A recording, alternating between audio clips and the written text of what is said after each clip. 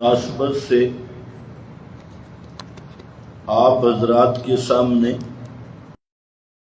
چند باتیں عرض کروں گا۔ حج ارکان اسلام میں سے ایک اہم رکن ہے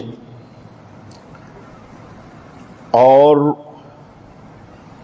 جیسے توحید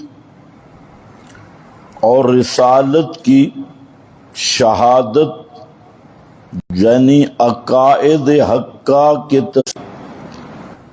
پھر روزہ ہے اور پھر حج ہے، لیکن نماز، روزہ، حج اور زکوٰۃ اس کی بنیاد عقیدہ کی صحت یعنی شہادت اللہ الہ الا اللہ۔ قرآن و حدیث میں کئی مقامات نصوص کثیرہ اس پر دلالت کرتی ہیں بالکل واضح طور پہ کہ اسلام کے 5 ارکان ہیں۔ ایک حدیث میں نبی کریم صلی اللہ علیہ وسلم نے اسلام کو اور ایمان کو ایک خیمہ سے تشبیہ دی کہ جس طرح ایک خیمہ ہے گرمی سردی سے سلامتی کے لیے بچنے کے لیے، تو اسی طرح دین اسلام کا جو خیمہ ہے جس سے آدمی دنیا آخرت میں اللہ کے غضب اور ناراضگی اور عذابوں سے محفوظ رہ سکتا ہے اور دنیا آخرت میں حقیقی امن حاصل کر سکتا ہے، تو اسلام کے خیمہ کی بنیاد بھی 5 چیزوں پر ہے۔ بنی الاسلام علی 5، 5 چیزوں پر اس خیمہ کی بنیاد رکھی گئی۔ اس میں فرمایا ایک اس کا عمود ہے۔ کبھی خیمہ کو آپ دیکھیں تو ایک درمیان کا ستون ہوتا ہے، اس کو عمود کہا جاتا ہے، جس پر پورا خیمہ اس پہ قائم ہوتا ہے اور پھر چاروں طرف اس کی تنابیں ہوتی ہیں جس سے کھینچ کر خیمہ کو پھیلایا جاتا ہے اور باندھا جاتا ہے۔ تو وہ 4 اطناب اور تنابیں ہیں اور درمیان میں ستون ہے، عمود۔ تو خیمہ قائم ہوتا ہے عمود پر، درمیانی جو بڑا عمود اور درمیانی پلر آپ کہہ لیں، اس پر خیمہ کی عمارت قائم ہوتی ہے۔ پورا خیمہ ہے، اس کا عمود عقیدہ ہے، شہادت اللہ الہ الا اللہ۔ قول نہیں فرمایا، شہادت، اور شہادت ہوتی ہے صمیم قلب سے اس کا عہد کرنا، اور عہد کرنا تسلیم قلب کے ساتھ کہ تمہارا دل اس کو قبول کرے، اس حقیقت کو کہ اللہ کے سوا کوئی الہ نہیں اور محمد مصطفیٰ صلی اللہ علیہ وسلم تو رسالت کا سلسلہ منقطع ہو گیا۔ بس ان 2 بنیادی عنوان ہیں عقیدہ کے، اس پہ یہ عمارت کھڑی ہے، اسلام کا خیمہ قائم ہے۔ اور قرآن کریم میں اور بعض احادیث میں ایمان اور عقیدہ کو، اسلام کو، ایمان کو، دین کو درخت کے ساتھ تشبیہ دی گئی۔ قرآن کریم میں بھی کہ یہ شجرہ طیبہ، پاکیزہ اور عمدہ درخت، مثل کلمۃ طیبہ کشجرۃ طیبہ، اسی سے نکلا ہے کلمہ طیب جو بچوں کو پڑھایا جاتا ہے، پہلا کلمہ طیب، یہ وہ ہے طیب۔ اس کو طیب کیوں کہتے ہیں؟ یہ پاک کرنے والا کلمہ ہے، یہ اندر کی پلیتیوں کو پاک کرتا ہے، نجاستوں کو نکال دیتا ہے۔ ایک ظاہری پلیتی ہے، اس کو آپ جانتے ہیں، گندگی ظاہر پڑی ہے، اس کی آپ بدبو محسوس کرتے ہیں، اور ہر آدمی سمجھ سکتا ہے کہ یہ خنزیر کا گوبر ہے، لہذا یہ بالکل نجس العین ہے، پلیت ہے۔ لیکن ایک اندر کی پلیتی ہے، اور وہ ہزاروں نہیں لاکھوں خنازیر کے گوبر مل جائیں، ان سے بڑی غلاظت، متعفن بدبودار غلاظت وہ دل میں ہوتی ہے، تو اس کا نام شرک ہے۔ تو شرک والی غلاظت نکل سکتی ہے تو اس کلمہ کے ساتھ، کلمہ طیب لا الہ الا اللہ، تو یہ دلوں کو صاف کرنے والا کلمہ ہے۔ لیکن صاف تب ہوگا کہ اس کی حقیقت کو دل میں جگہ دے گا۔ جب اس کی حقیقت دل میں بیٹھ جائے گی، رس بس جائے گی، رچ جائے گی، اور دل کے اندر اس کی بشاشت گہرائی میں چلی جائے گی، اصلھا ثابت، جس کو کہا گیا کہ یہ اس کی مثال ہے اس شجرہ طیبہ کی طرح جس کی اصل اور جڑ یہ نیچے گڑ جاتی ہے، تنا اس کا مضبوط ہوتا ہے اور شاخیں اس کی بلند ہوتی ہیں، فرعها فی السماء، بلندی میں ہوتی ہے۔ تو فرمایا یہ جو بنیاد ہے نا کلمہ طیبہ، اصل تصدیق اور اصل ایمان، تو یہ ہے جڑ، مڈ اور جڑ۔ درخت کس پہ قائم ہوتا ہے؟ جڑ بھی صحیح ہو، مڈ بھی صحیح ہو، تنا۔ جتنی جڑ صحت مند ہوگی، تنا صحت مند ہوگا، اتنی اس کی شاخیں ہری بھری ہوں گی، اتنا اس پہ پھل بھی صحت مند ہوگا۔ اور جڑوں میں اور تنے میں خرابی آ گئی تو نہ شاخیں ہری ہوں گی، چاہے آپ اس کو جتنی خوراک دیں، نہ پھل توانا ہوگا۔ تو یہ جو توحید ہے، یہ جڑ اور تنا ہے، اس پر درخت قائم ہوگا، اس لیے اس کو شجرہ طیبہ کے ساتھ تشبیہ دی گئی۔ اور پھر یہ جتنا صحت مند ہوگا، اتنا اس کی شاخیں شعب ایمان، ایمان کے شعب اور شاخیں وہ ہری بھری ہوں گی، اور اس پہ پھل تر و تازہ ہوگا۔ تو فرمایا اس کی مثال شجرہ طیبہ۔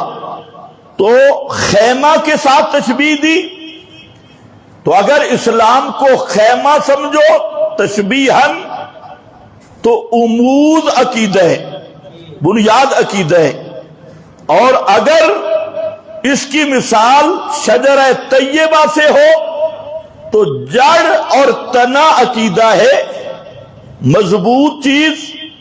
اور نماز، روزہ، حج، زکوٰۃ یہ اسی کا اثر ہے، اور اسی درخت کی زینت ہے، اور اسی کی آرائش ہے۔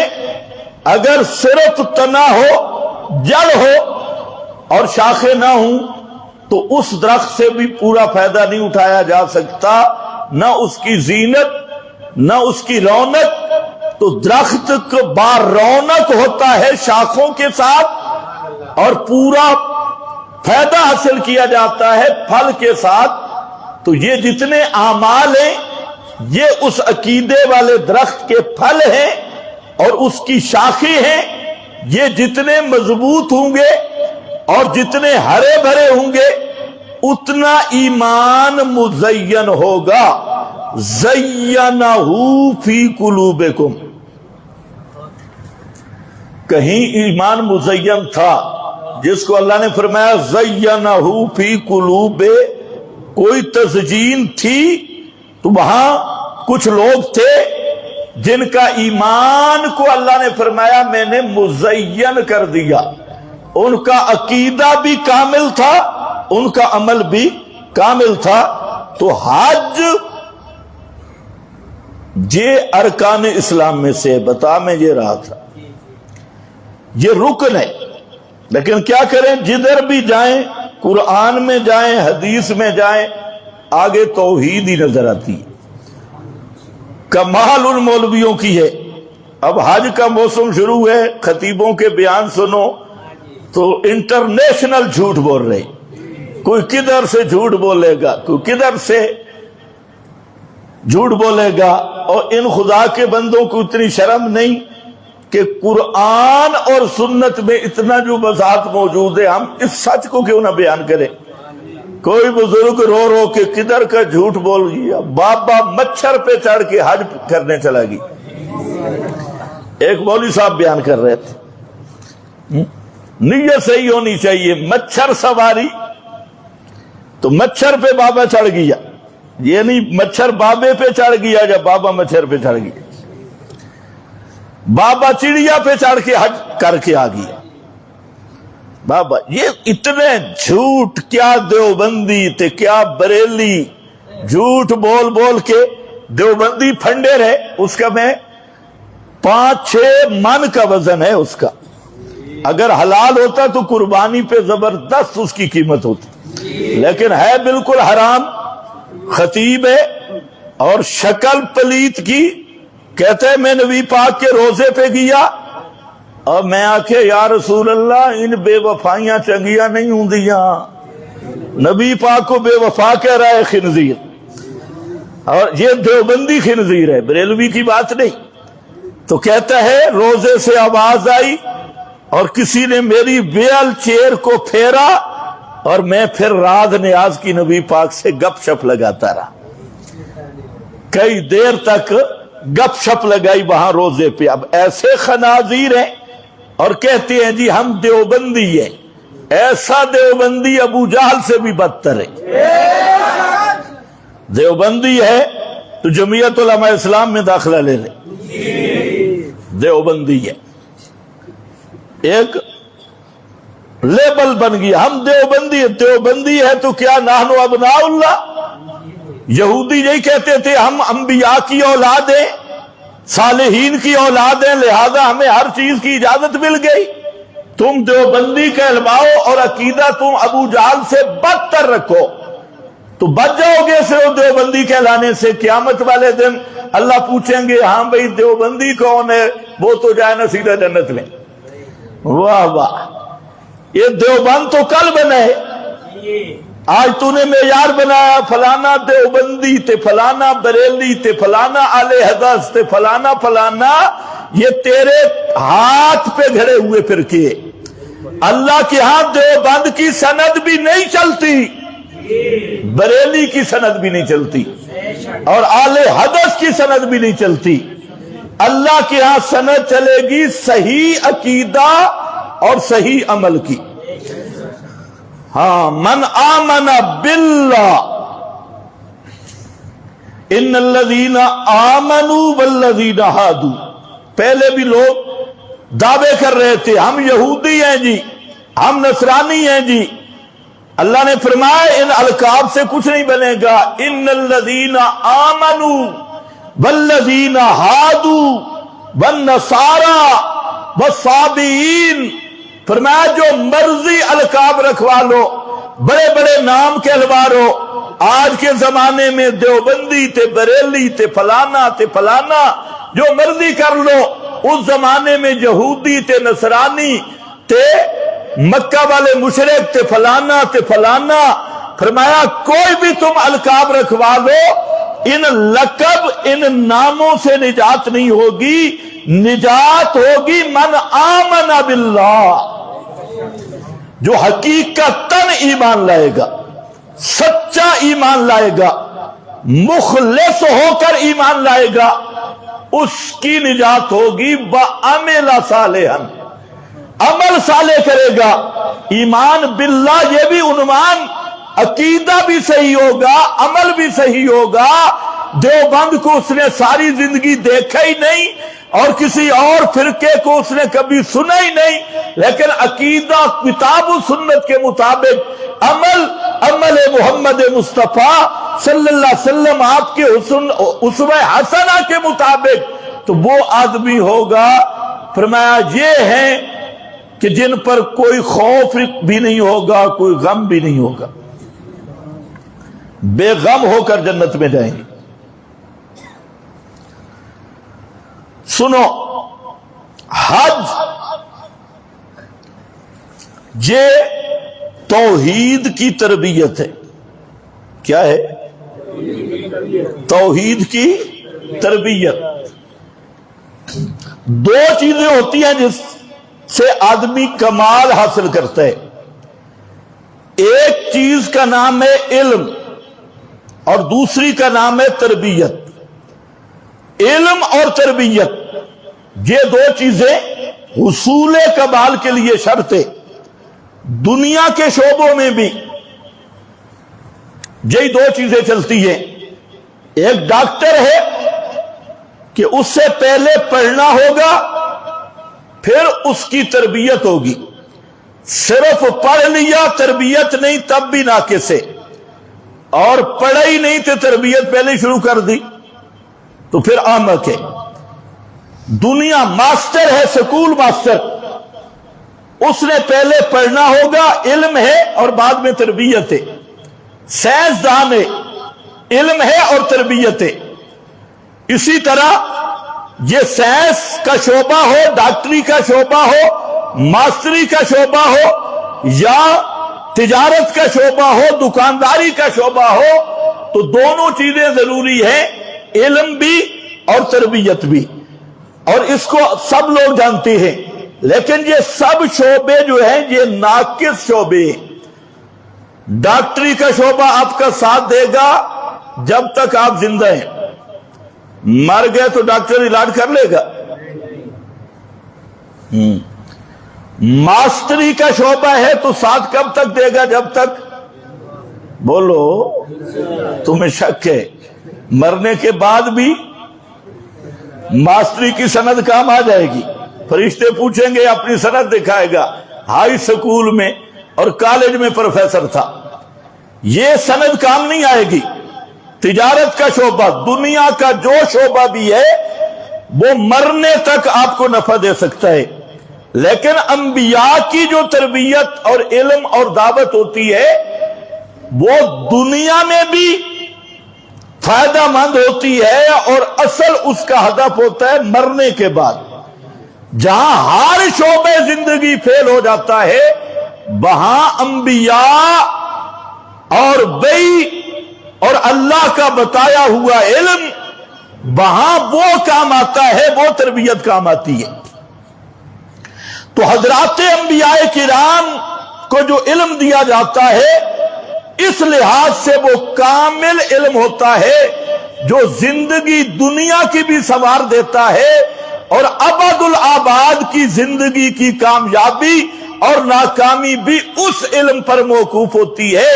اس لیے شریعت اس کو علم کہتی ہے، اور جو سکول، کالج، یونیورسٹی، انجینئرنگ، سائنسدان فلاں باہر اندرون بیرون ساری دنیا سے پھر کے آ جاؤ، یہ پیٹ بھرنے کا فن ہے، اس کا نام علم نہیں ہے۔ سکول کی دیواروں پہ لکھا ہوتا ہے طلب العلم فریضۃ علی کل مسلم، तलबुल इल्म ABC 1/2 से 2/4, फिजिक्स रियाजी अलिफ अनार ते बे बकरी ते पे पंखा, ये फरीदतुन अला कुल्ले मुस्लिम। तो स्कूल की दीवारों पे इन आयात इल्म और अहदीस से फजीलत इल्म लिखना ये कुफ्र बन जाता है, और ये तहरीफ है आयात की भी और अहदीस की भी। ऊंचा बोलो बेशक। दीवारें सजाई हुई है, वो इल्म नहीं वो फन है। इल्म वो है जो ऊपर से आता है, अंबिया के पास आता है। इल्म वही वाला है। तुम्हारे अंग्रेज यहूदियों के बनाए हुए कॉलेज, ये उस इल्म का मुकाबला करने के लिए, उस इल्म को शिकस्त देने के लिए एक पूरी ज़ुर्रियत तैयार हो रही है। तो इसलिए याद रख लो, एक चीज इल्म है, एक तरबियत है। तो हजरात अंबियाए किराम का जो इल्म होता है, उस इल्म का नाम है इल्म तौहीद। जल्दी बोलो, वक्त बड़ा काम है, बहुत कम वक्त है और मैंने बयान बहुत ज्यादा करना है। उसका नाम क्या है? इल्म तौहीद। तुम्हें दलील देने की भी जरूरत नहीं, पढ़ थक गए हो। इल्म तौहीद, इसीलिए यहां अल्लाह ने फरमाया फ़अलम क्या है? फ़अलम अन्नहु ला इलाहा इल्लल्लाह। फ़अलम, मेरा पैगंबर तू भी समझ, फ़अलम तू भी जान, तू भी समझ, तू भी इसी का इल्म हासिल कर। और ये वो चीज है जिसका नाम इल्म है, और यही वो चीज है जो समझने के काबिल है। ये वो चीज है जिसको सही मानों में समझना है, और वो क्या है? फ़अलम अन्नहु ला इलाहा इल्लल्लाह। समझ ए मसला इलाह वाला कि अल्लाह के सिवा कोई इलाह नहीं। पूरा कुरान पढ़ लो, कहीं भी जू नहीं आया फ़अलम अस्सलात, फ़अलम अल हज, फ़अलम अस्सौम, फ़अलम फुला, फ़अलम फुला। ये एक ही मकाम है जहां फरमाया फ़अलम अन्नहु ला इलाहा इल्लल्लाह। ये है मसला समझने वाला। पैगंबर करीम के पूरे इल्म, पैगंबर करीम के सारे उलूम का मरकज वो ये मसला है ला इलाहा इल्लल्लाह वाला। सारे नबियों के उलूम का मरकजी नुक्ता ला इलाहा इल्लल्लाह वाला। सारे नबियों का इल्मी निसाब ला इलाहा इल्लल्लाह। लेकिन अफसोस ये है, खुदा की कसम 99% इस वक्त के शेखुल हदीस मुल्ला साहबान वो न कोशिश करते हैं न समझे हैं मसला इलाह को। अगर ये मसला इलाह समझ जाते तो यूं बलंडर न बकते जैसे रोजाना मीडिया पे बलंडरिंग कर रहे हैं। इन बेचारों को मसला इलाह भी नहीं आता। तो जब मसला इलाह ही नहीं, आते ही नहीं, समझे ही नहीं, तो मानने का नंबर तो बाद में है, कबूल करने का नंबर बाद में है, तस्लीम करने का नंबर बाद में है। मसला इलाह को समझने की कोशिश ही नहीं की, समझे ही नहीं। और शेखुल हदीस, शेखुल इस्लाम, इमामुल मुहद्दिसीन, सनदुल मुहद्दिसीन, ये सारे लकब, इन सारे लकबों समेत जहन्नम में जाएगा जब तक मसला इलाह को समझ के नहीं मानता। फ़अलम जहां है। दूसरे मकाम पे अल्लाह ने उलमा की तारीफ की। आलिम कहते किसको हैं? عالم کون ہوتا ہے؟ جو 8 سال مدرسے میں لگائے، 20 سال لگائے، منطق کو یاد کرے اور ذرا بجذربوں میں پڑا رہے، جیسے باندر کپاس سے کھیلتا ہے، ذرا بجذربوں میں ساری زندگی گزر گئی، اور نحوی ترکیبیں قرآن سامنے رکھا ہوا ہے، نحو کی ترکیبیں کر رہا ہے بلنڈر، اور وہاں اس لیے سمجھا ہے قرآن نحوی ترکیبوں کے لیے آیا ہوا ہے، صرف کے اجرا ہے، منطق کے اجرا ہے، ساری زندگی گزر گئی، 100 سال 80 سال۔ اللہ فرماتے ہیں نہیں، عالم وہ ہے جس کا میں تمہیں ایڈریس بتا رہا ہوں۔ 100 سال تک گٹے بھی رگڑ بیٹھا بیچارہ، مجھے پہلی رگڑی ہوئی تھی، اور حضرت شیخ الحدیث کہلوایا اور مفتی اعظم کہلوایا۔ اللہ فرماتے ہیں مجھ سے پوچھو ایک ہی چیز ہے، عالم وہ ہے شاہد اللہ انہ لا الہ الا ہو، شاہد اللہ انہ لا الہ الا ہو والملائکۃ آگے وَأُولُو الْعِلْمِ قَائِمًا بِالْقِسْطِ لَا إِلَٰهَ إِلَّا هُوَ۔ شروع بھی لا الہ الا ہو، اختتام بھی لا الہ الا ہو۔ فرمایا عالم وہ ہے جو لا الہ الا اللہ کا گواہ بن جائے، جو میری توحید کو بیان کرے۔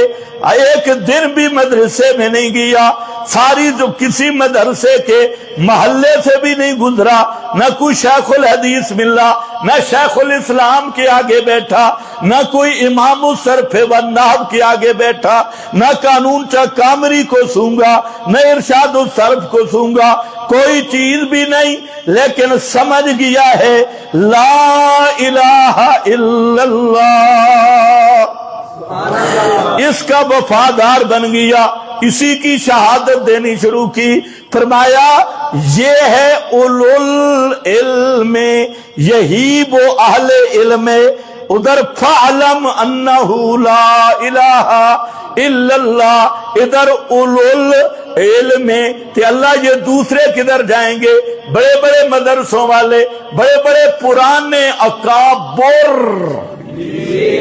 بڑے بڑے اکابرین کہلوانے والے، چٹیاں داڑیاں ہیں، ہاتھ میں تسبیحاں، اور بولنے میں 5-5 منٹ کا سپیس رکھنے والے، تھرا تھرا کے بولنے والے، شلواریں بالکل اوپر قریب کرنے والے، یہ کون ہے؟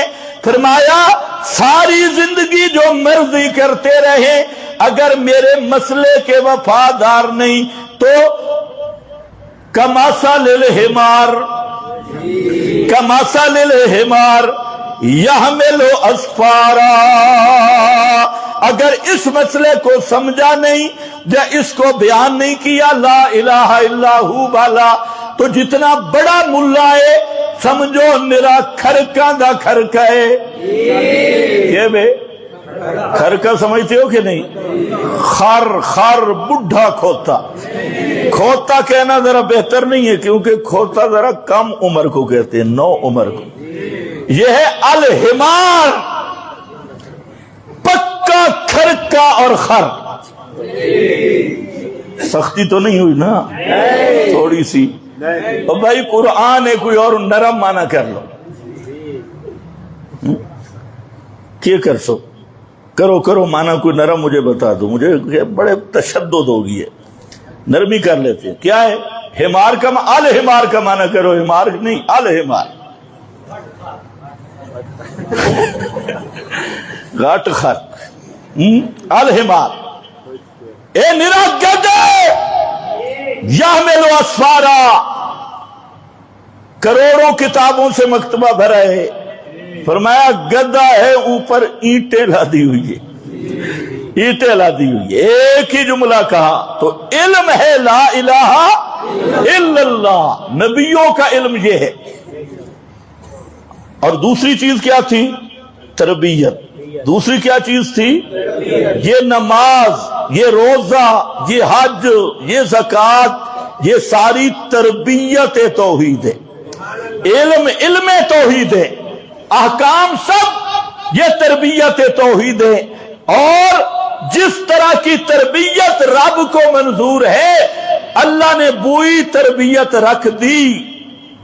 تو حج کس کا نام ہے؟ تربیت توحید، توحید کی تربیت ہے۔ اس لیے دو باتیں ذرا ذہن میں رکھو۔ ایک تو حج کے باب میں ایک شخصیت کا بڑا تذکرہ ملتا ہے قرآن میں، اور وہ ہے حضرت ابراہیم خلیل اللہ۔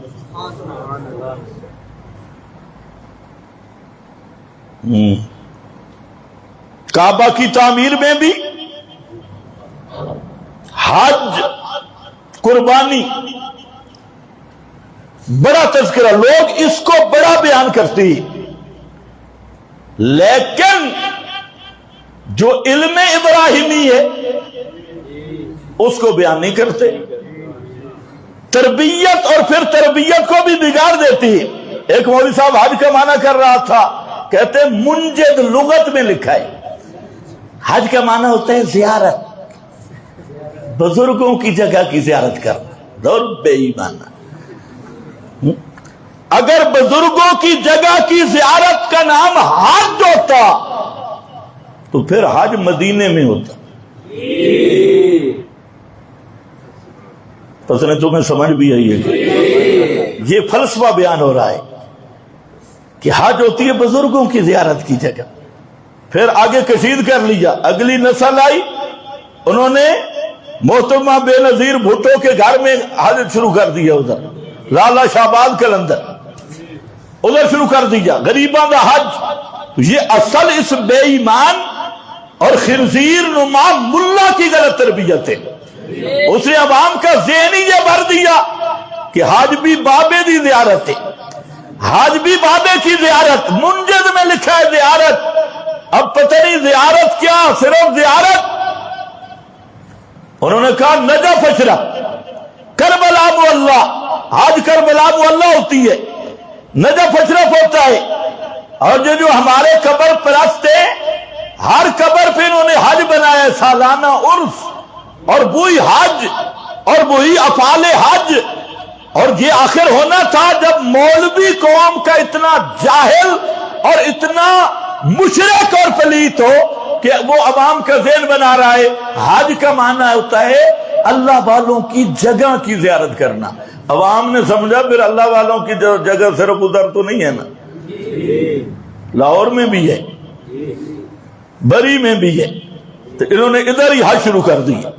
لیکن اس پلید کو یہ سمجھ ہی نہیں، اگر صرف اللہ والوں کی جگہ کی زیارت اس کا نام حج ہوتا تو پھر حج مدینے میں ہوتا۔ مدینہ منورہ میں جو بزرگ گزرے ان سے بڑا بزرگ دنیا میں آیا ہی کوئی نہیں۔ سمجھتے ہو کہ نہیں؟ کون ہے؟ حضرت محمد الرسول اللہ صلی اللہ علیہ وسلم، ابو بکر مدینے میں، عمر مدینے میں، توجہ ہے، علی کوفہ میں۔ اب کوفہ جائے تو حج ہو جائے گا؟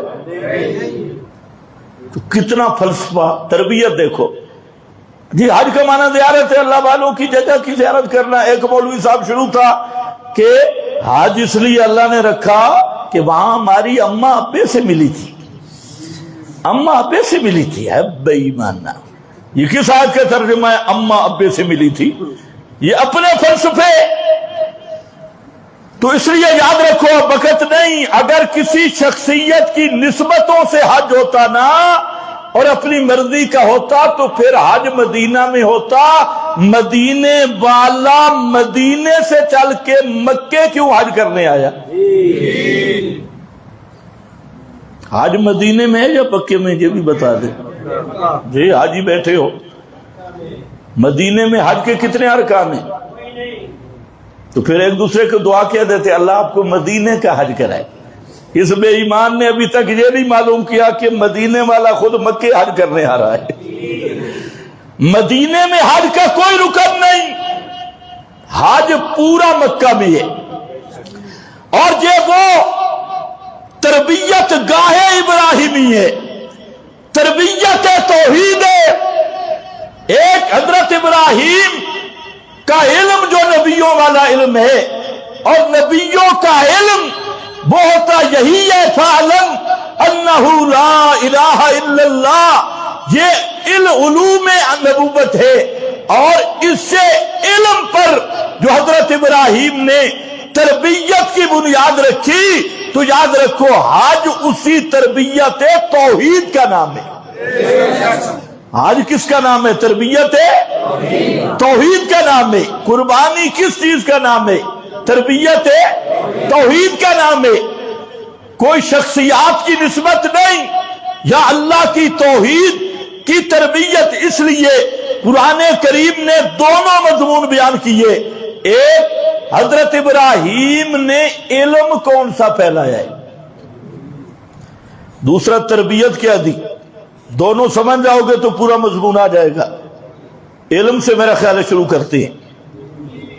دو نکات جو حضرت ابراہیم کے علم کے ہیں وہ آپ کے سامنے رکھتا ہوں۔ میرے سامنے سورہ الانعام ہے۔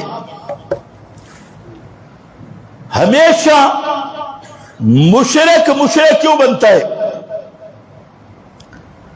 کہ مشرک بنتا ہے، وہ دیکھتا ہے چند چیزوں کا نفع، فائدہ، کرشمہ، تو اس کے ذہن میں آتا ہے بس یہ بھی پکار کے لائق ہے، اس چیز میں نفع ہے یہ بھی پکار کے لائق ہے، اس چیز میں نفع ہے یہ بھی پکار کے لائق ہے۔ اب ہندوؤں کو دیکھ لو، گائے کو پوج رہے ہیں، بیل کو نہیں پوجتے۔ گاؤں ماتا گائے نہ دی ماں تے ڈان پیو گے۔ بیل کی پوجا کیوں نہیں کرتے؟ گائے سے دودھ آ رہا ہے۔ اور دوسرا، گائے کا مود کٹھا کرنا بھی آسان ہے، بیل کا تھوڑا مشکل ہے۔ تو اس لیے کچھ نہ کوئی نفع ان کو مل رہا ہے۔ اور بھی ہزاروں معبود، کروڑوں معبود بنائے۔ تو حضرت ابراہیم جس زمانے میں ہوش سنبھالا، آپ کو نبوت عطا ہوئی، تو دو قسم کے لوگوں سے واسطہ پڑا۔ ایک وہ لوگ جو ستارہ پرستی میں مبتلا تھے، انہوں نے دیکھا ستاروں سے فائدہ ملتا ہے، چاند سے فائدہ، سورج سے فائدہ، ان کے ساتھ بعض فوائد ہیں۔ آج بھی ستارہ پرستی ہو رہی ہے، کلمہ پڑھ کے بھی یہ جتنے نجومی ہیں اور جتنے تمہیں ستاروں کی تاثیر پر اور پھر تعبیر لکھنے والے ہیں، اور انہوں نے ہندسے بنائے ہیں۔ عطارد کے لیے الگ ہندسہ، زہرہ کے لیے الگ ہندسہ، مریخ کے لیے الگ ہندسہ۔ علم العادات یونانی کافروں کا علم العادات، تم بھی لکھتے ہو بسم اللہ کی جگہ 786۔ یہ تمہیں کس نے بتایا؟ 786 یہ انہی کافروں کی وہ علم ہے، علم العادات، حروف کے عدد نکال کے۔ اب وقت نہیں آپ کو میں عدد بتا دوں، اور اس لیے بھی نہیں بتاتا کہ آپ تعویذ لکھ لینا شروع کر دیں۔ تو یہ سارے خانے بنا کے 1 2 3 4 تعویذی پارٹی، اور ماشاءاللہ اب کئی ایسے بے ایمان ہیں کہ وہ کہلواتے ہیں جمعیت اشاعت التوحید و سنت، اور خانے بھر بھر کے تعویذ لکھتے ہیں، اور علم عادات اور مبہم خانے۔ اور ہوتا کیا ہے؟ یہ وہی تاثیر نجوم، عطارد، زہرہ، مریخ، مشتری، جو بڑے بڑے ستارے کواکب، ان کی یہ پوجا کرتے ہیں، اور پھر ان کے نام کی نظر نیاز کئی صورتوں میں ہوتی ہے۔ تو اسی ٹیپ کی قوم حضرت ابراہیم کی بھی ستارہ پرستی۔ آپ سمجھ گئے کہ نہیں؟ ہاں، اب ذرا عجیب آہستہ ہو گئی ہے، ہونا بھی چاہیے۔ ہاں بھائی، تو یہ اسی طرح کے تعبیر فروش تھے، ستارہ پرست۔ حضرت ابراہیم آئے، قوم کے سامنے مسئلہ الہ بیان کیا. جہاں پر مسئلہ الہ ذرا دیکھ رہے انداز ان کا، علم ابراہیمی شروع ہوا اور فرمایا اللہ تعالیٰ نے حضرت ابراہیم کی تعریف کی. فرمایا کذالک نوری ابراہیم ملکوت السماوات والارض، ہم نے ابراہیم کو آسمان و زمین کے دلائل قدرت سمجھا دیے، ادلہ تکوینیہ سمجھا دی. نوری ابراہیم، حضرت ابراہیم کو ہم نے یہ سمجھ دی کہ ان دلائل فطرت، کتاب فطرت سے میری توحید پہ استدلال کیسے کر رہے، سورج چاند ستاروں سے میری توحید کو کیسے ثابت کرنا ہے، اس کائنات کے نظام تکوینی سے میری توحید پہ استدلال کیسے کرنا ہے. نوری، ہم نے سکھا دیا حضرت ابراہیم کو ملکوت السماوات والارض.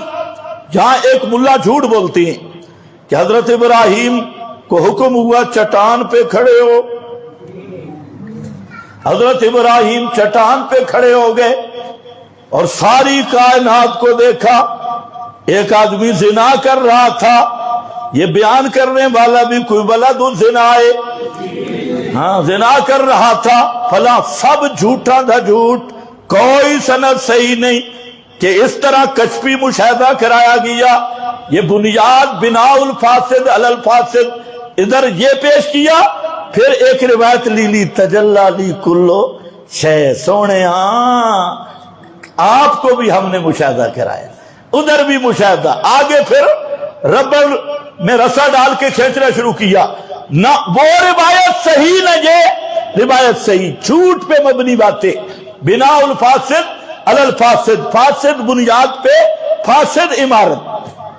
نوری ابراہیم کا مطلب قرآن نے خود بتایا، آخر میں فرمایا تلک حجتنا، تلک حجتنا، یہ ہمارے وہ دلائل اور استدلال کا طریقہ تھا جو ہم نے حضرت ابراہیم کو سمجھا دیا. اور حضرت ابراہیم نے قوم کے سامنے بیان کیا. میدان مناظرہ میں حضرت ابراہیم کھڑے ہیں، یہ ذرا سمجھنا ہے، یہ میدان مناظرہ ہے. تو اللہ فرماتے ہیں کہ اس میدان مناظرہ میں ہم نے حضرت ابراہیم کو توحید کے اس بات کا طریقہ سمجھا دیا. ملکوت السماوات، آسمان و زمین کے ادلہ تکوینیہ، ان کو ہم نے سکھا دیے کہ مسئلہ توحید کیسے بیان ہوتا ہے. اور دو وَلِيَكُونَ مِنَ الْمُوقِنِينَ، اور یہ بھی میرا مقصد تھا کہ حضرت ابراہیم جب مسئلہ بیان کریں گے دلائل کے ساتھ تو یقین اور بڑھے گا، یقین اور بڑھ جائے گا. دلائل کے ساتھ جب بیان کریں گے، پہلا واقعہ پیش آیا، فرمایا فَلَمَّا جن علیہ اللیل رآ کوکبا، جب رات اچھی طرح چھا گئی، جن علیہ اللیل، رات چھا گئی، رات کا اندھیرا ہو گیا، تو حضرت ابراہیم نے ایک تارا دیکھا، ستارہ دیکھا. رآ کوکبا، خاص ستارہ دیکھا. قال، فرمایا ھذا ربی. پھر تھوڑا مشکل بات آ گئی. ھذا ربی، ھذا ربی، اچھا یہ میرا رب ہے، یہ الہ ہے، یہ مشکل کشا ہے. آپ کی توجہ ہے میری طرف؟ عبارت ایک جیسی ہوتی ہے، لہجے سے معنی بدل جاتا ہے. میں کہتا ہوں یہ طالب علم ہے، کاغذ پہ لکھ دیتے، اور یہ طالب علم ہے، فرق ہے یا نہیں؟ یہ طالب علم ہے. تیسرا معنی بن گئی یہ طالب علم ہے ایک، مطلب ہے یہ طالب علم ہے، یہ طالب علم ہے۔ طالب علم ایسے ہوتے ہیں، یعنی یہ طالب علم نہیں، یہ طالب علم ہے تو تحقیر ہے۔ یہ جو چبل طالب علم بن سکتا ہے، پاگل طالب علم ہوتا ہے تو یہ تحقیر ہے۔ پہلا تقریر ہے، دوسرا استفہام ہے، تیسری تحقیر ہے۔ عبارت ایک ہی جیسی لکھی جائے گی یہ طالب علم ہے، لیکن پڑھنے کے انداز میں فرق ہوگا۔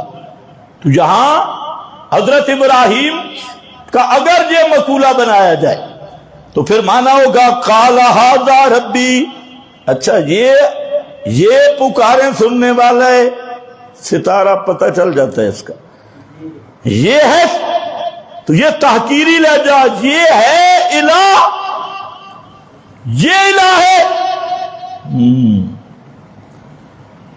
انہوں نے کہا جی ہاں یہ الہ ہے، فرمایا پتہ چل جاتا ہے۔ اب یہاں سے بعض مولویوں کو ایسا شیطان نے گمراہ کیا، جھوٹی روایتوں کے پیچھے لگے اور کہنے لگے حضرت ابراہیم نے ستارے کو رب کہا تھا، رب کہا تھا، اس میں پھنس گئے۔ یاد رکھو پیغمبر فطرتی مواحد ہوتا ہے، پیغمبر کے قریب شرک کبھی آ ہی نہیں سکتا۔ تو ھذا ربی، اے الہ، یہ الہ ہے۔ انہوں نے کہا جی یہ مناظرہ ہو رہا ہے۔ اچھا آگے ذرا خیال کرنا، فرمایا فلما افلا، جب وہ ستارہ غروب ہوا، یہ ہے مقام سمجھنے والا، ستارہ غروب ہو گیا، قال لا احب الآفلین، حضرت ابراہیم نے فرمایا لا احب، اچھا یہ الہ پکاریں سننے والا یہ ستارہ تھا، ہو گیا نے غروب ہو گیا، اور جو غروب ہو جائے وہ پکار سننے والا نہیں ہوتا، وہ پکاریں سننے والا نہیں ہوتا، وہ الہ نہیں ہوتا۔ لا احب الآفلین۔ اور دوسرا فلما رأى القمر، پھر اگلا سٹیپ آ گیا، چاند کو دیکھا، قوم سے پوچھا اچھا اس کو حاجت روا سمجھتے ہو، یہ تمہاری پکاریں سننے والا ہے، یہ ہے وہ تمہارا الہ۔ دیکھا فلما رأى القمر بازغا، چمکتا ہوا چاند تھا، قال ھذا ربی، کیا یہ تمہارا پکاریں سننے والا ہے، یہ رب ہے۔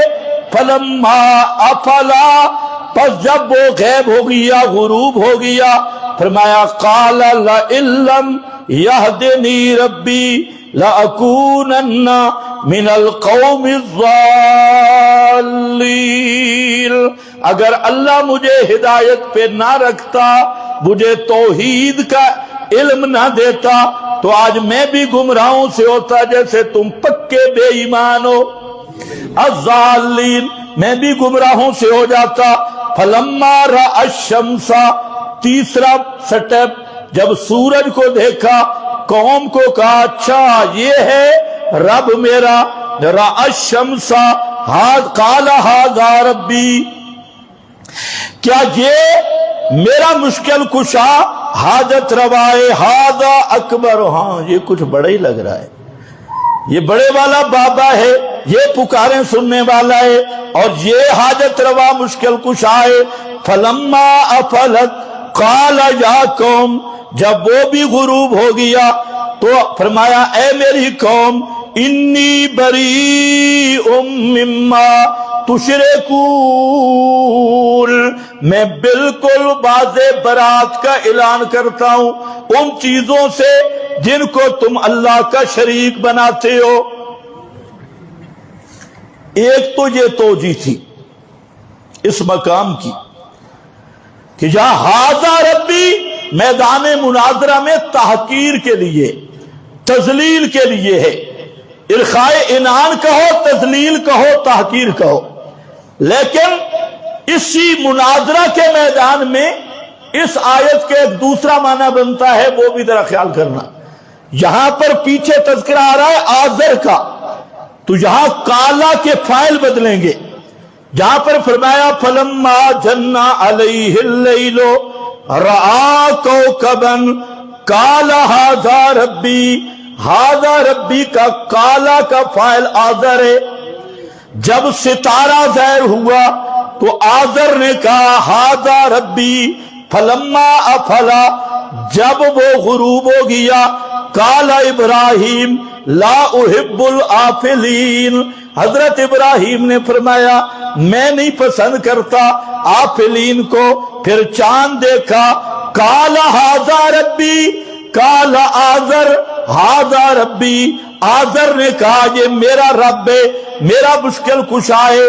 اور حضرت ابراہیم نے اس پہ رد کیا فلما افلا قال ابراہیم، جب وہ بھی غروب ہو گیا حضرت ابراہیم نے فرما دیا کہ لئن لم یہدنی ربی، پھر فلما رأى الشمس بازغۃ، اور جب سورج کو دیکھا چمکتے ہوئے قال آذر، آذر نے کہا ھذا ربی، یہ میرا رب ہے، ھذا اکبر ہو. فلما افلت، جب سورج بھی غروب ہو گیا قال ابراہیم، حضرت ابراہیم نے فرمایا یا قوم انی بریء، یہ بھی ایک معنی ہے.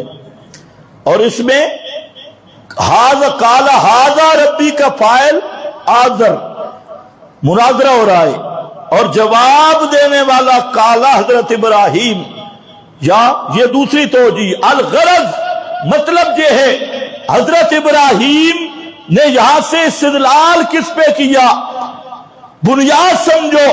حضرت ابراہیم نے فرمایا جو غروب ہو جائے، ستارہ ہو تب، سورج ہو تب، چاند ہو تب، اور جو غروب ہو جائے وہ الہ نہیں ہوتا. جو غروب ہو جائے وہ، تم نہیں سمجھے، جو غروب ہو جائے وہ الہ نہیں ہوتا، کیونکہ جو غروب ہوتا ہے وہ اپنے وجود کو بھی بچا نہیں سکتا، کیونکہ جو غروب ہوتا ہے اپنے وجود پر تغیر، تبدل، انقلاب سے اپنے وجود کو بھی بچا نہیں سکتا.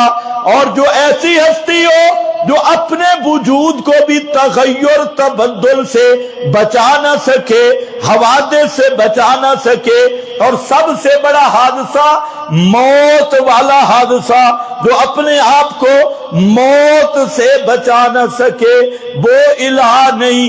الہ وہ ہے، پکارے سننے والا وہ ہے جو ہر قسم کے حادثوں سے پاک، جو ہر قسم کے حوادث سے پاک، جو نیند، اونگ، موت اور اس کے مقدمات سے بھی پاک ہو، جو خود غروب ہو وہ حاجت روا ہو سکتا. اس کو مانتے ہیں ملا؟ بالکل نہیں مانتے.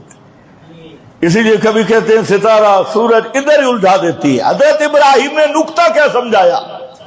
جس پہ موت آئے وہ پکارے سننے والا، بولو جلدی بولو، جس پہ موت آئے وہ پکارے سننے والا، جو غروب ہو وہ پکارے سننے والا، جو غروب ہو وہ سجدوں کے لائق، رکوع کے لائق. اور اسی کو قرآن نے بیان کیا اللہ لا الہ الا ہو الحی، الحی الہ وہ ہوتا ہے جو ہمیشہ زندہ رہے، اور جس پہ موت آ جائے وہ الہ بن سکتا، اس لیے کہ وہ سنتے ہی نہیں. جب سنتا ہی نہیں تو الہ نہیں. موت عاجزی کا نام ہے، عجز خالص، موت کا معنی عجز ہے، جس پہ خود موت آ جائے. پیغمبر کریم صلی اللہ علیہ وسلم پہ بھی جب موت آ گئی، حضرت عائشہ صدیقہ رضی اللہ تعالی عنہ فرماتی ہیں آپ کا پاک مقدس وجود میری گود میں تھا، اور آپ صلی اللہ علیہ وسلم اوپر انگلی کا اشارہ کر رہے تھے اور اپنا ہاتھ مبارک بھی اوپر اٹھایا ہوا تھا، لیکن جب پیغمبر کریم کی مبارک روح آپ کے مبارک بدن سے جدا ہو گئی تو ام المومنین فرماتی ہے مالت یدہ، کیا ہے؟ سارے پڑھو، مالت یدہ، روح نکل گئی تو ہاتھ ڈھلک کے نیچے آ گیا، مالت یدہ تو روح نکل گئی، پیغمبر کریم کا اپنا ہاتھ جو کھڑا تھا وہاں کھڑا بھی نہیں رہ سکا، بلکہ مالت کا معنی اردو میں بڑا مشکل ہے، جو عربی سمجھتا ہے وہ سمجھ جائے گا، آپ کا ہاتھ ڈھلک کے نیچے آ گیا۔ پیغمبر کریم کی بھی روح مبارک نکل جائے تو ہاتھ کھڑا برقرار بھی رکھ سکتے؟ کتنے بے ایمان ہیں جو کہتے ہیں موت کے بعد قیاموں کو سے نمازیں پڑھتے ہیں، یہ کھڑا ہوا ہاتھ بھی برقرار رکھ سکتے نہیں، تو مرنے کے بعد قیاموں کو سے نمازیں پڑھنا بطریق اولا نہیں ہو سکتا، بطریق دلالت النص نہیں ہو سکتا، تو جس پہ موت آ جائے وہ حاجت روا نہیں، مشکل کشا نہیں۔ کیوں؟ حضرت ابراہیم نے مسئلہ سمجھا دیا، مسئلہ الہ کی بنیاد مسئلہ حیات ہے۔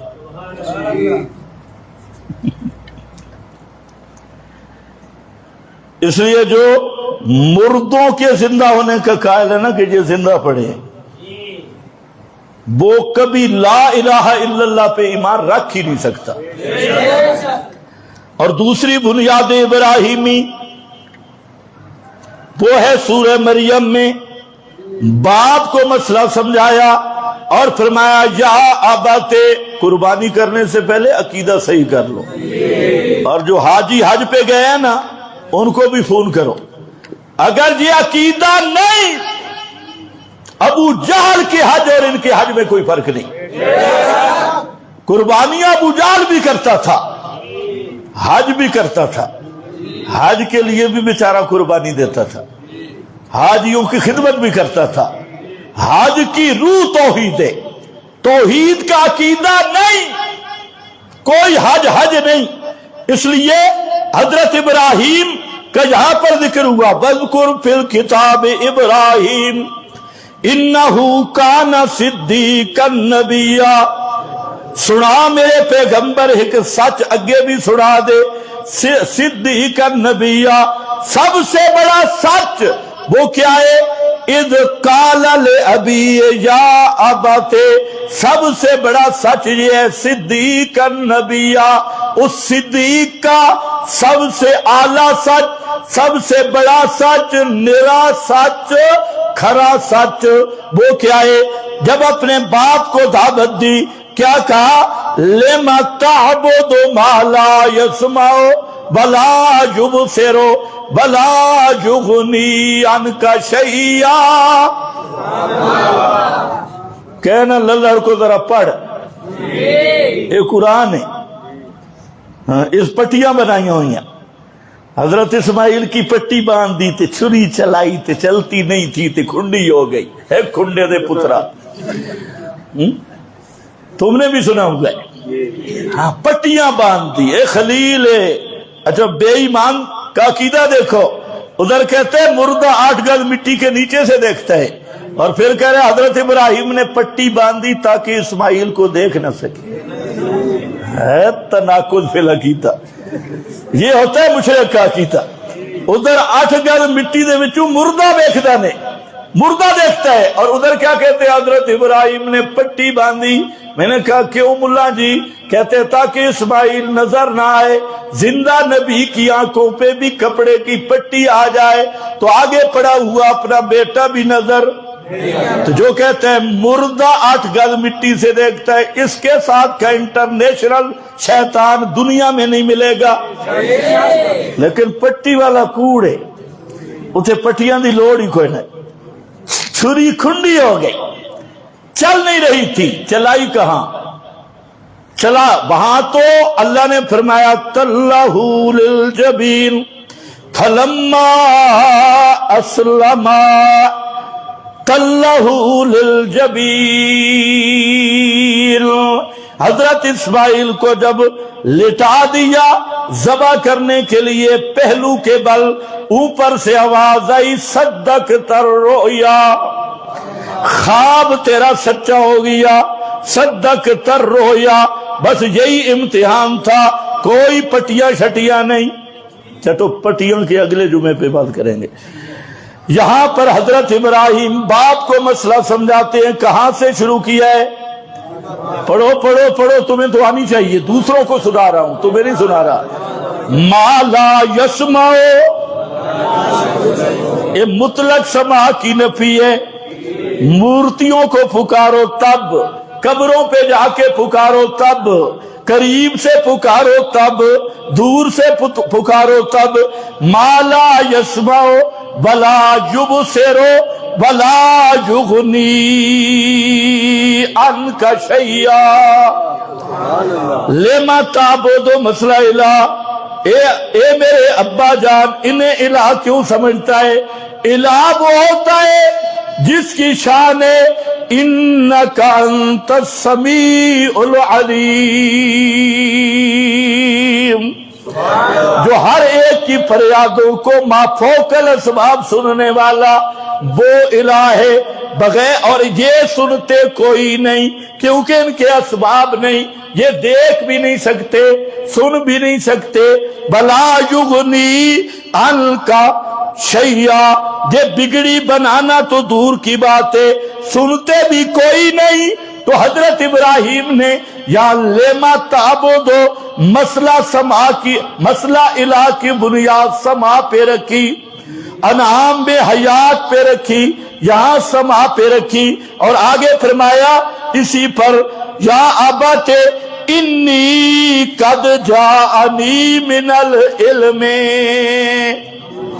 یہ ہے میرا علم، قد جانی، اس چیز کا نام ہے علم۔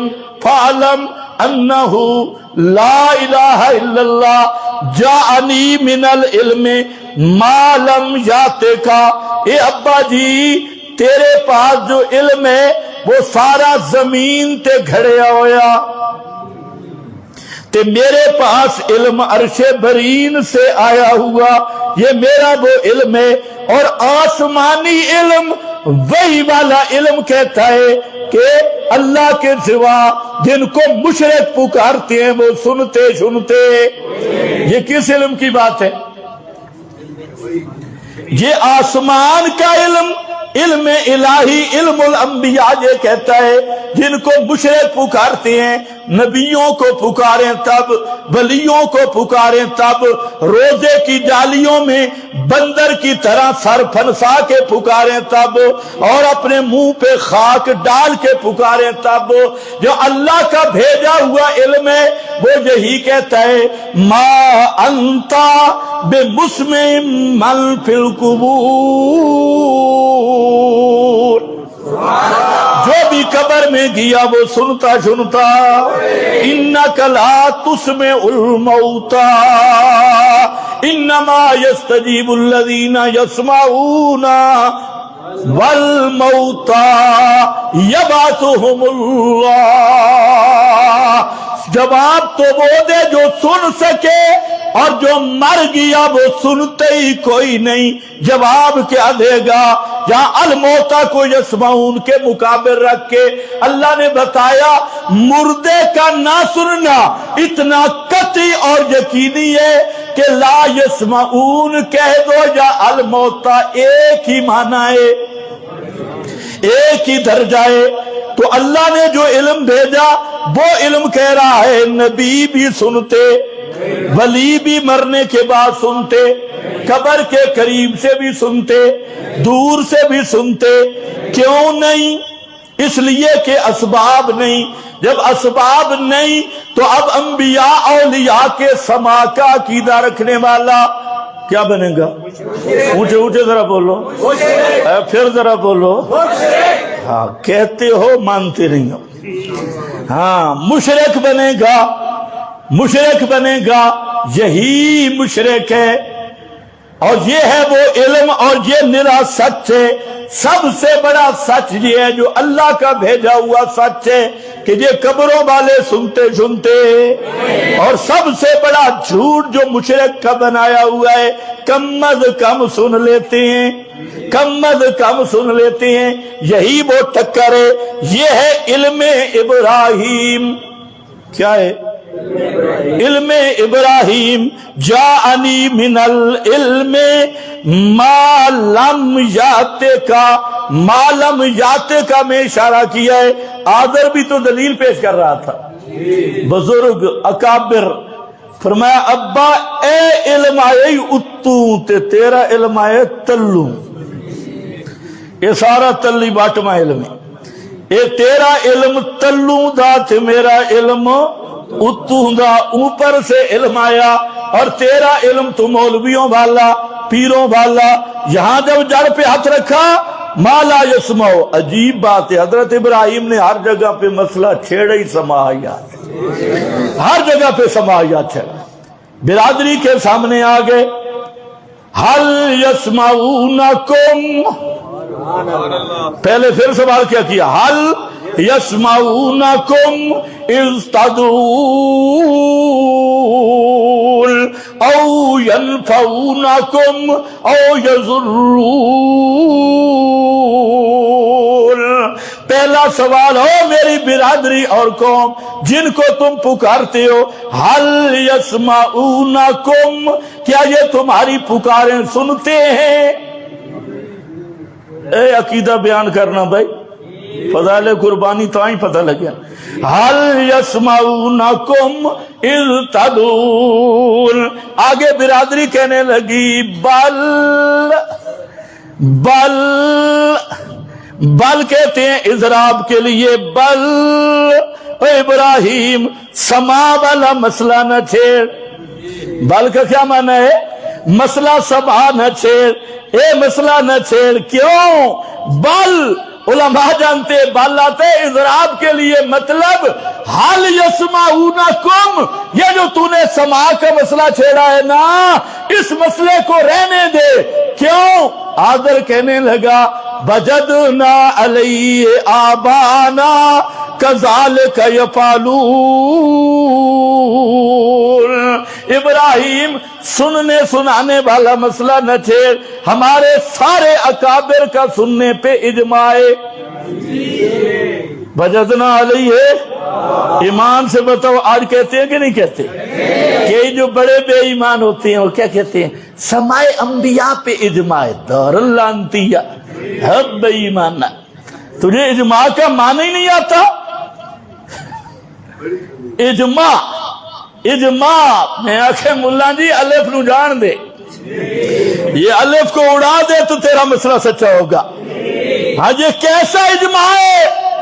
ایک صحابی بھی انبیاء کے اندر قبور سماع کا قائل نہیں، ایک تابی نہیں، تبع تابی نہیں، چار اماموں میں سے کوئی امام نہیں.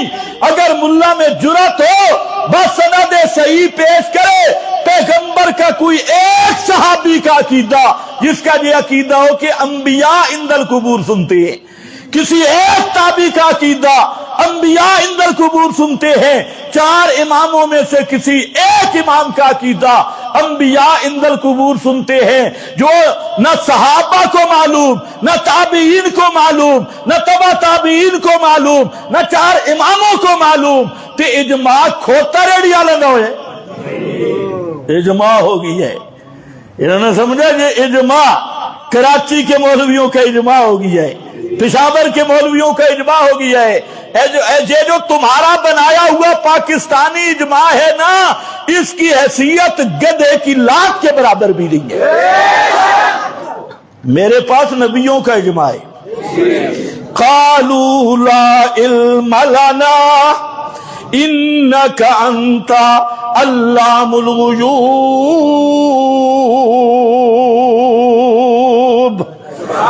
سارے نبیوں کا عدم سماع انبیاء پر اجماع. یوم یجمع اللہ الرسل، مانا میرا نہ مان، مولانا سرفراز کی ازالت الریب اٹھا لے.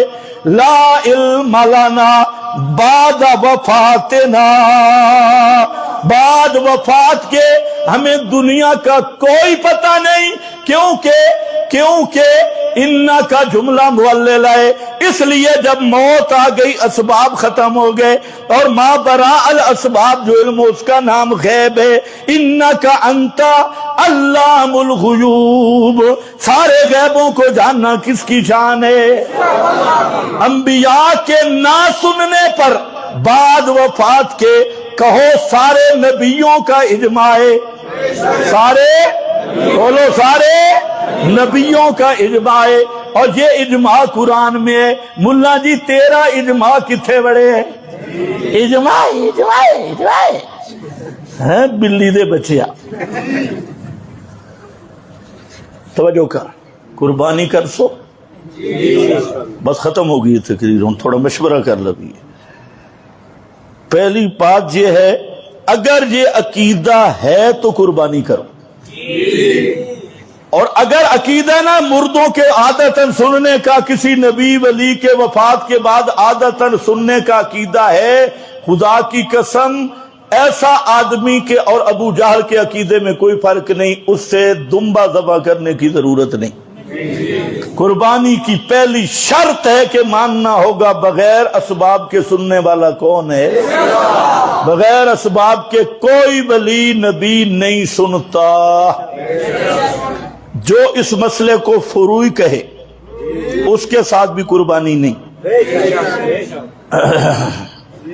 جو اس مسئلے کو کہے نا اختلافی، ما فوق الاسباب سما عادی کے مسئلے کو جو کہتا ہے نا یہ اختلافی مسئلہ ہے، اور جو بے ایمان کہتا ہے نا یہ مسئلہ صحابہ کا اختلافی ہے، وہ خمینی کی طرح بے ایمان، اس کے ساتھ بھی قربانی۔ جو سما عادی کا قائل ہے اس کے ساتھ بھی قربانی۔ کئی آدمی مجھے کہتے ہیں جی آپ سما والی بات کرتے ہیں اور بات کیوں نہیں کرتے؟ میں نے کہا سارے شرک دا مڈ ہے کھڑے، توحید اگر شرک والا چور پکڑنا ہو نا جہاں سے پکڑو، جہاں سے پکڑو، اور یہ پوچھو وہاں سے آپ سنتے ہیں یا نہیں؟ اگر تھوڑا سا ڈھیلا ہو تو سمجھ لو کراڑ ہے، پورا مشرک ہے۔ تو یہ ہے چور پکڑنے کا طریقہ، اس لیے میں جہاں سے تم مشرک کے ساتھ قربانی بولو نہیں ہے، مشرک کی قربانی بھی نہیں، مشرک کے ساتھ بھی قربانی، مشرک کسائی سے ذبح بھی قربانی نہیں کرانی، اگر کرائی تو گئی۔ اس لیے قربانی سے پہلے عقیدہ ابراہیمی ہو، نیت خالص ہو، اور مال حلال ہو، حرام مال سے بھی قربانی نہیں، حلال کے مال سے، اور اس کو یہی توحید کا مظہر سمجھ کے قربانی کرو گے تو ایک ایک بال پہ اللہ تمہیں نیکیاں عطا کرے گا۔ یہاں حسب سابق اس سال بھی آپ کے مرکز میں اجتماعی قربانی کا پروگرام ہے۔ آپ میں جو مواحد ساتھی ہیں بعد میں پریشان نہ ہونا، اور ہم توحید کا امتحان مسئلہ سماج سے شروع کرتے ہیں، یہ بھی آپ کو پتہ ہونا چاہیے۔ جو مسئلے میں بھی ہمارے ساتھ متفق ہیں اور فتوے میں بھی متفق ہیں، جو مسئلے میں متفق ہے اور فتوے میں متفق نہیں اس کو بھی یہاں قربانی کی اجازت نہیں ہے، اس کا حصہ بھی ہم نہیں رکھیں گے۔ صاف بات ہے، جو مسئلے میں بھی متفق ہے اور فتوے میں بھی بولو متفق ہے تو وہ جمعے کی نماز کے بعد دفتر میں اپنا نام لکھوا دے قربانی کے لیے، اور آج لکھوا دے 3-4 دن کے اندر وہ رابطہ کر لے تاکہ ہم اگلا نظام مکمل کر لیں۔ بعد میں پھر ساتھی رابطہ کرتے ہیں تو پھر ہمارے پاس بھی نہ وقت ہوتا ہے نہ گنجائش ہوتی ہے۔ ہم یہاں پر صرف مواحدین کے لیے پروگرام رکھتے ہیں، کوئی مشرک یا وکیل مشرک وہ یہاں شریک بالکل نہ ہو، جو مشرکوں کی تعزیتیں کرتا ہے، جو مشرکوں کے جنازوں میں شریک ہوتا ہے، جو مشرکوں کے مذہبی رسومات میں شریک ہوتا ہے، وہ بھی مہربانی کر کے یہاں اس قربانی میں شریک نہ ہو۔ اس قربانی میں صرف وہ شریک ہو جو پکا مخلص توحید و سنت کا خادم ہے اور عقیدہ توحید والا رکھتا ہے. نہ مشرک کو جہاں اجازت ہے نہ مشرک کے بھائی وال کو. اور ایک بات میں آپ کو بتا دوں، یہ جو اجتماعی قربانیاں ہو رہی ہیں، ٹائم بہت اوپر ہو گیا، اجتماعی قربانیاں ہو رہی ہیں، اس میں آپ بھی دھوکے میں مبتلا ہے. ہمارے مدارس میں اجتماعی قربانیاں ہو رہی ہے، وہاں پر کوئی تمیز نہیں کہ حصہ دینے والا کون ہے. وہاں پر صرف کوئی حصہ دے، کوئی ہندو ہے، سکھ ہے، مشرک ہے، للوڑ ہے. للوڑ کو تو خیر سمجھتے ہی کچھ نہیں ہے. اور کوئی قبر پرست جو ان کا مقصد ہے کہ سب سے زیادہ قربانی ہمارے مرکز میں ہو، ڈنگر زیادہ ہوں، گوشت زیادہ ملے، چمڑے زیادہ ملے، کھالے زیادہ ملے.